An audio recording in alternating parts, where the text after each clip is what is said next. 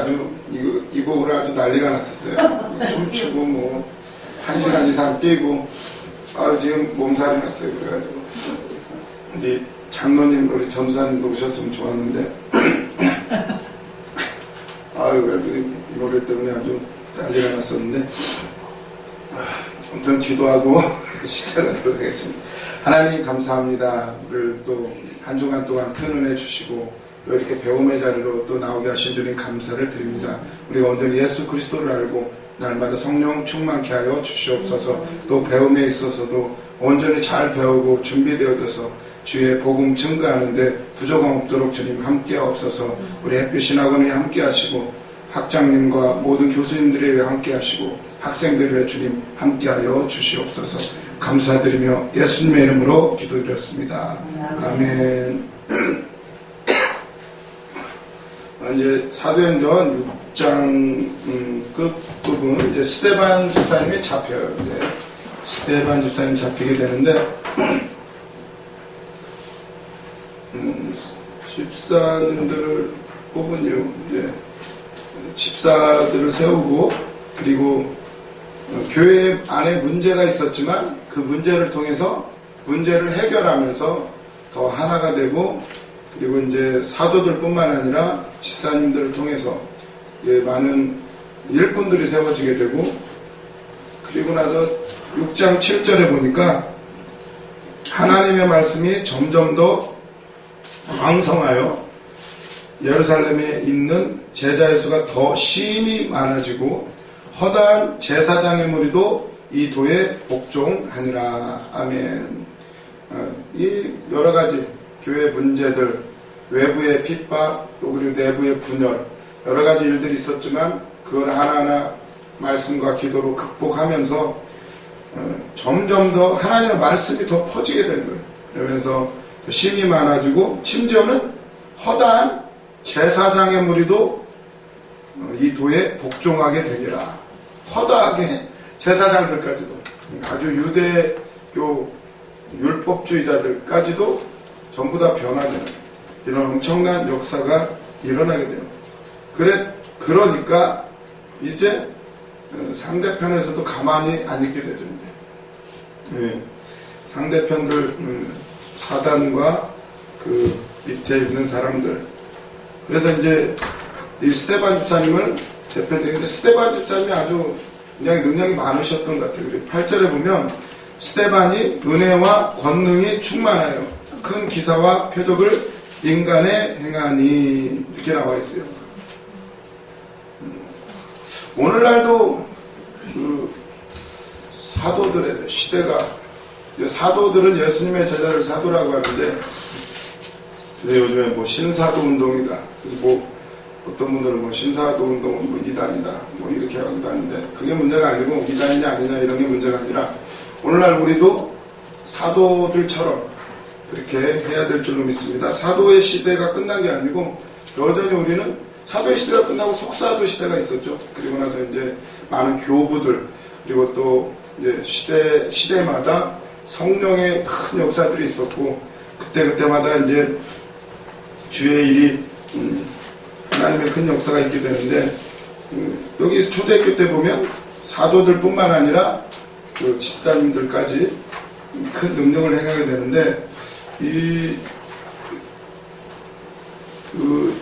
스데반의 이야기를 기록하는 이유는 이 성령의 역사와 하나님의 일을 이루어가는 일들이 어떤 이 8절에 뭐라고 나오죠? 스데반이 뭘로 일했다고요? 은혜와 권능이 충만해요. 은혜로 일하는 거예요. 은혜로. 우리가 날마다 은혜를 받죠. 은혜는 값없이 주시는 거. 공짜. 우리가 뭔가 해서가 아니고 우리가 어떤 자격 조건이 되어서 되는 게 아니라 우리는 어쩔 수 없는 죄인이지만 그 안에서 예수를 알게 되고 구원받게 되는 그게 바로 은혜예요. 은혜와 권능이 충만해요. 그래서 보면 프린트물 보시면 스데반의 인생의 근거는 세상 사람들과 다르다. 외적인 조건이 아니라 위로부터 공급되는 것에 근거한다. 오늘도 우리도 이제 그런 말 하시면 안 돼. 나이가 들어서 뭐 아는 게 없어서 그런 것으로 일하는 게 아니라 위에서 주신 거. 계속 우리 학장님이나 우리 고충만 목사님 말씀하시죠. 받아서 하라고. 받아서. 지식으로 하는 것은 저 같은 건 저 들으면 알아요. 성도들도 느끼고 이제 누가 그런 말씀하시더라고요. 목사님들은 말하는 전문가지만 성도들은 듣는 전문가래요. 듣는 전문가. 우리가 얼마나 설교를 많이 들어요. 뭐 유튜브에도 수도 없이 나오고 텔레비에도 수도 없이 나오고. 이제는 웬만한 설교로는 안 돼요. 진짜 이제는 스마트폰만 키면 다 나오니까 이제 마지막 때 승부처는 결국 은혜와 성령이 충만한 자를 이 마지막 시대를 요구하고 있어요. 그래서 다른 근거로 다른 힘으로 일하는 것이 아니라 오늘날도 우리는 은혜와 권능, 성령 충만함으로 일하시기를 바랍니다.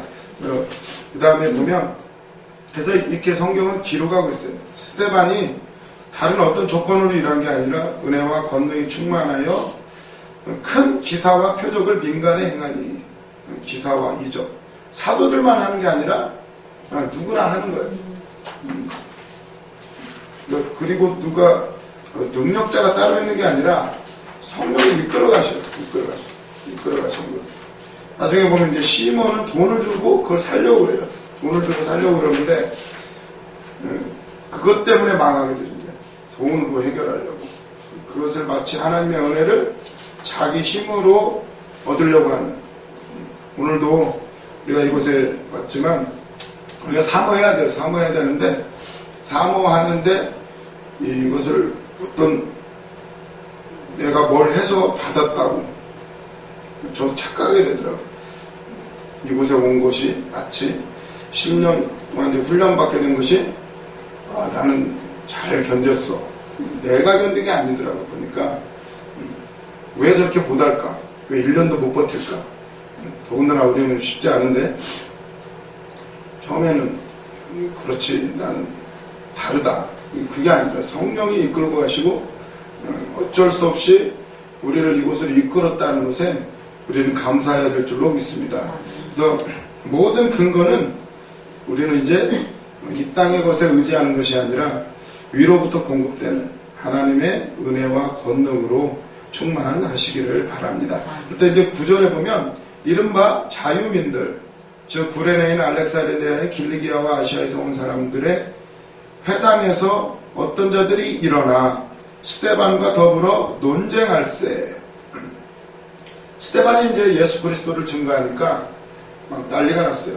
여기저기서 온 사람들, 자유민들, 구레네 사람 안에서 전 세계에서 온 사람들이 스데반 집사하고 막 이제 토론을 이제 난상 토론이 붙은 거야. 붙었더니 스데반 집사는 못 당해. 그 굉장히 공부 많이 한 사람들인데 10절에 보면 스데반이 지혜와 성령으로 말함을 그들이 능히 당하지 못하여. 못 당해요. 성령 충만한 사람. 이건 이미 누가복음 21장 15절에 약속해 주셨죠. 너희들이 무슨 말을 할까 염려하지 말아라. 너희 입에 내가 함께 하겠다. 성령이 너희로 하여금 할 말을 일러주리라. 이 고린도후서 10장 4절에도 또 참조해 보시기를 바랍니다. 그리고 보면은 논쟁할세. 이게 보면은 논쟁한다고 해서 사람이 바뀌는 게 아니더라고요. 그런데 누구를 설득한다. 이렇게 사람들하고 믿지 않는 자들하고 얘기를 해봐도 아무리 설명을 해줘도 증거를 줘도 안 믿는 사람은 또 다른 증거를 대리돼. 그리고 오히려 그 사람들이 자존심이 상하면 더 안 나오게 되는. 그래서 보면 사도 바울도 오로지 십자가와 부활만 증거한다고 해요. 그 지식이 아니라. 근데 이 스데반 집사님을 능히 당하지를 못해요. 고린도후서 10장 4절의 말씀을 보시면 우리 고린도후서 10장 4절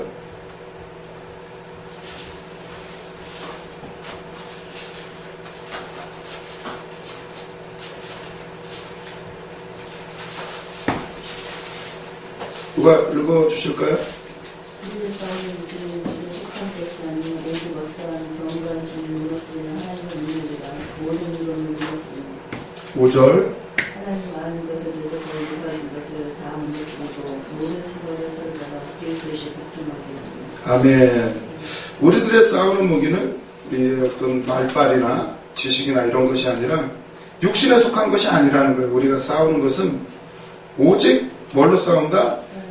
어떠한 견고한 점도 무너뜨리는 하나님의 능력이다. 하나님의 능력만이 무너뜨릴 수가 있어요. 모든 이론을 무너뜨리고, 그리고 하나님 아는 것을 대적하고 높아진 것을 다 무너뜨리고, 모든 생각을 싹 사로잡아서 그리스도에게 복종시키는 것.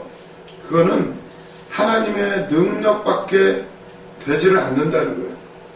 아무리 전도를 하고 우리가 열심히 노력한다 하지만 그 모든 것을 이루시는 분은 하나님의 능력인 줄로 믿습니다. 그래서 어떠한 경고도 무너지는 것. 그러니까 우리가 할 것은 계속 전하면 돼요. 전하면 그 말씀이 들어가서 때가 되면 그 씨앗이 심겨진 말씀들이 싹이 나게 될 거예요.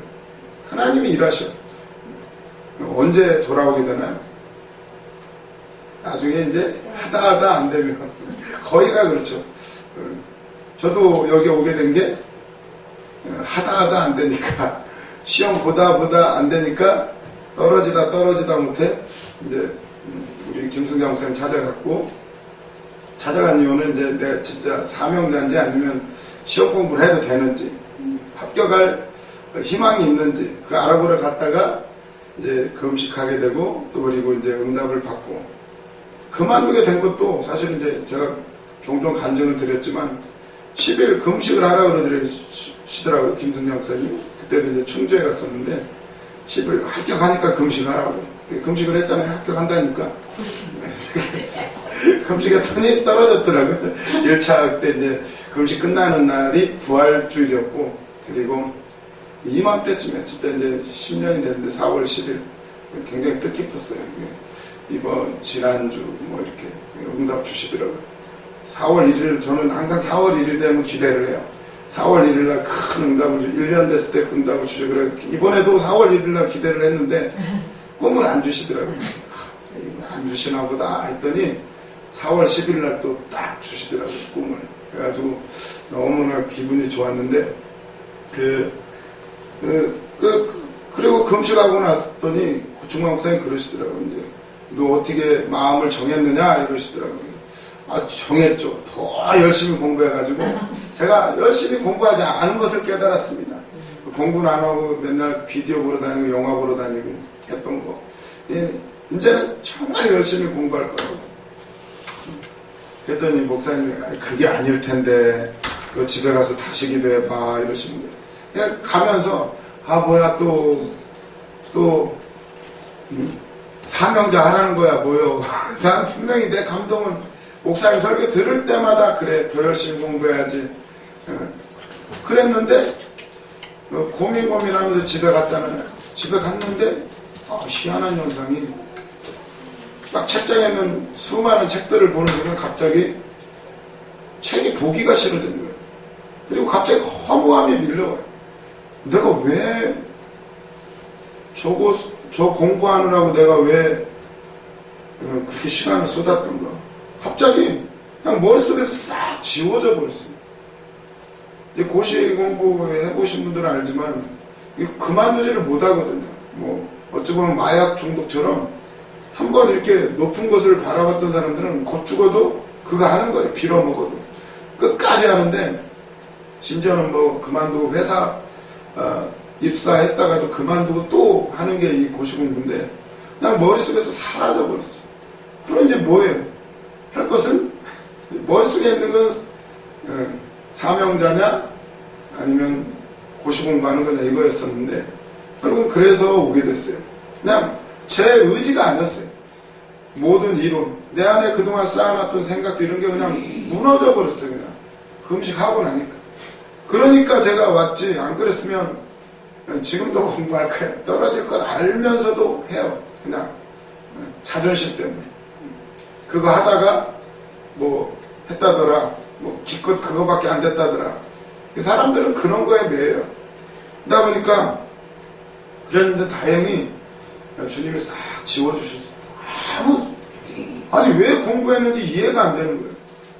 미련도 없어요. 부럽지도 않아. 그 뭐 조사라 목사님 그 아들님 그 검사가 됐지만 그 합격, 제가 이제 훈련 받고 있는데 합격했다는 소리를 들었어요. 진짜 거짓말하면 안 부러워요.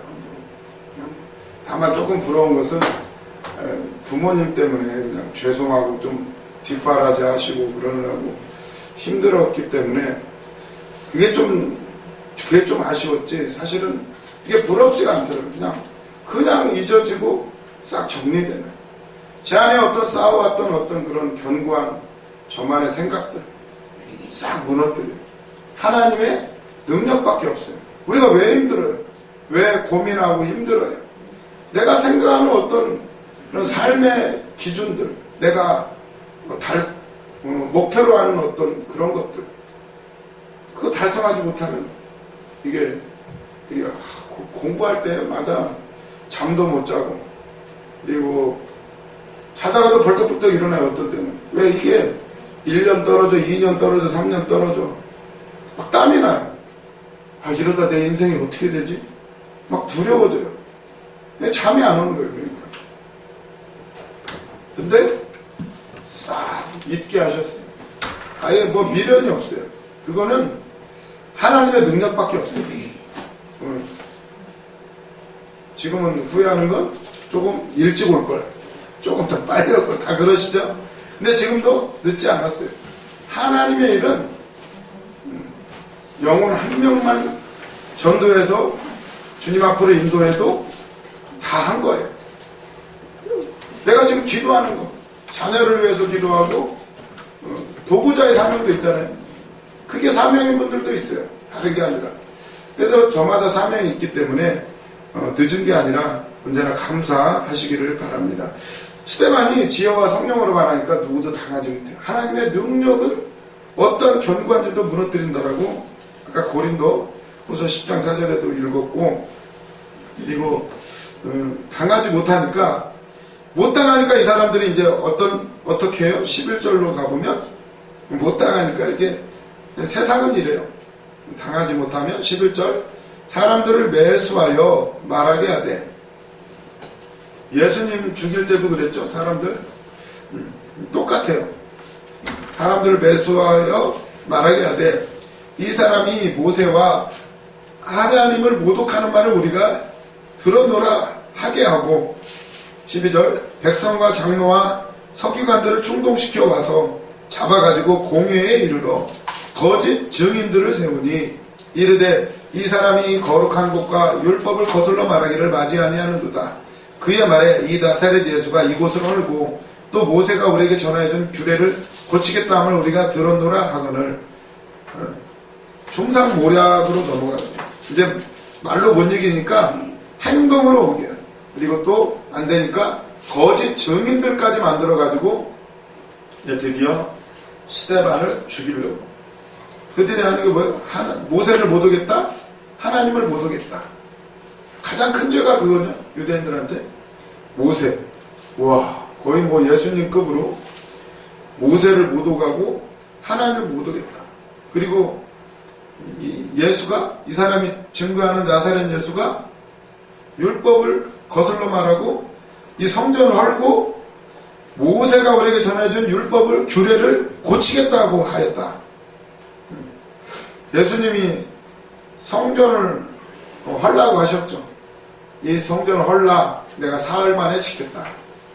근데 그 말씀은 성전을 헐라고 한 건 아니었죠. 그들이 성전을 우상 삼고 있으니까. 그리고 또 율법, 규례를 고치겠다고 하신 게 아니었어요. 고치는 게 아니고 예수님은 율법을 완성하러 오신 거예요. 하나님의 율법은 원래 선한 거예요. 율법을 통해서 내 죄를 발견하라고 주신 거예요. 기준, 하나님의 기준. 그걸 통해서 그러면 율법을 지킬 수가 있나요? 못 지킨다는 거예요. 그래서 메시아가 필요하고 그래서 예수께로 나오라고 율법을 주신 것인데, 그래서 예수님이 오셔서 그걸 드러내셨어요. 못 지킨다는 거, 그리고 나밖에는 구원이 없다는 거, 그리고 그 율법의 본뜻을 하나하나 풀어주셨어요. 예수님이 진짜 살인죄가 뭔지, 진짜 간음죄가 뭔지 다 풀어주셨어요. 그냥 행동으로만이 아니라 죄는 마음에서부터 시작된다는 거예요. 마음에서부터. 그걸 예수님이 다 드러내 주셨어요. 그래서 그걸 마음까지 바꾸는 것은 못해요. 우리 마음도 우리가 마음대로 못하잖아요. 알면서도 못해요. 그걸 예수님이 드러내 주신 거예요. 그것을 하실 수 있는 분은, 바꿀 수 있는 분은 예수님밖에 없다는 거. 그래서 예수님이 죽으셨고 우리가 그분을 믿고 따라야 된다는 사실, 내 죄를 대신해서 예수님 십자가에 죽으셨음을, 내 옛사람은 죽었고 이제 내가 사는 것은 내 안에 계시는 그리스도 성령으로 살아가게 됨을 믿으시기를 바랍니다. 그걸 말한 건데, 이 공격하는 사람들이 거짓 증인까지 세워가지고 모세 율법을 고치려고 한다. 오늘날도 똑같아요. 오늘날도 그냥 성경 해석을 어떻게 하느냐, 전통과 율법, 그리고 교리, 이런 것들. 물론 이렇게 조직신학을 우리가 배워야 돼요. 근데 조직신학이 있는 이유는 그거를 체계를 세우고, 이단들이 생길 때마다 생긴 게 이제 조직신학이에요. 그걸 통해서 기준을 세우고 분별하려고 한 거예요. 분별하려고. 참 분별은 우리가 예수 그리스도 안에 들어갈 때 오로지 기준은 예수예요. 예수. 이단들은 같은 거 갖다가 뒤에는 인간이 나타나게 돼요. 그래서 언제나 이게 진짜인지 가짜인지는 예수가 나오는지, 이게 하나님께 영광이 되는지, 그걸로 분별하시기를 바랍니다. 그래서 이제 스데반한테 못 당하니까 이제 행동으로 옮겨요. 중상모략으로. 그러면서 이제 공회 앞에 딱 섰는데, 서면서 이제 스데반의 설교가 시작이 돼요. 보니까 15절에 보니까 공회 중에 앉은 사람들이 다 스데반을 주목하여 보니 그 얼굴이 천사의 얼굴과 같더라. 아멘. 막 얼굴이 막 빛나기 시작해요. 이건 지금 무슨 얘기를 하는 건가요? 7장부터 나오는 이 스데반의 설교가 스데반의 지식으로 하는 게 아니라 하나님 능력인데, 지금 마치 모세가 율법을 바꿨을 때 얼굴이 해처럼 빛났던 것처럼 이 현상이 스데반 집사님한테도 나타나는 거예요. 그래서 그걸 이제 보여주는 거예요. 그러면서 이제 본격적으로 얘기가 나오게 되는데, 디도서, 논쟁으로는 해결이 안 나요. 디도서 3장 9절 찾아보시면, 디도서 3장 9절, 변론, 논쟁하지 말라는 거예요. 심지어는 저 모세 율법에 보면은 이단도 연구하지 말라고 나와 있어요. 우상을 연구하지 말래요. 괜히 그거 연구하다가 오히려 그거 공부하다가 저기 되는 거죠. 그쪽에 빠져들어가요. 그래서 뭐 요즘에도 뭐 이단 사냥꾼도 있고 뭐 그런 분들이 있지만 어느 정도 해야 되지, 결국 우리가 공부해야 될 것은 예수 그리스도예요. 예수 그리스도. 예수님 알기도 힘들어요. 벅차요. 무궁무진한데 우리가 귀신을 연구할 필요도 없고 그냥 알아야죠. 알긴 알아야 되는데 그것만 가지고 할 필요가 없어요. 우리한테 주신 것은 예수 그리스도지 귀신을 알라고 주신 게 아니에요. 그래서 너무 그냥 알아두시기만 하시고, 우리가 항상 붙잡아야 될 것은 말씀, 예수 그리스도, 성령, 또 믿음, 이걸 붙잡으시고 승리하시기를 바랍니다. 그래서 보면 디도서 3장 9절 읽어보시면, 그러나 어리석은 변론과 족보 이야기와 분쟁과 율법에 대한 다툼은 피하라. 이것은 무익한 것이요 헛된 것이라. 이단에 속한 사람을 한두 번 훈계한 후에 멀리 하라. 이러한 사람은 내가 아는 바와 같이 부패하여 스스로 정죄한 자로서 죄를 짓느니라. 아멘.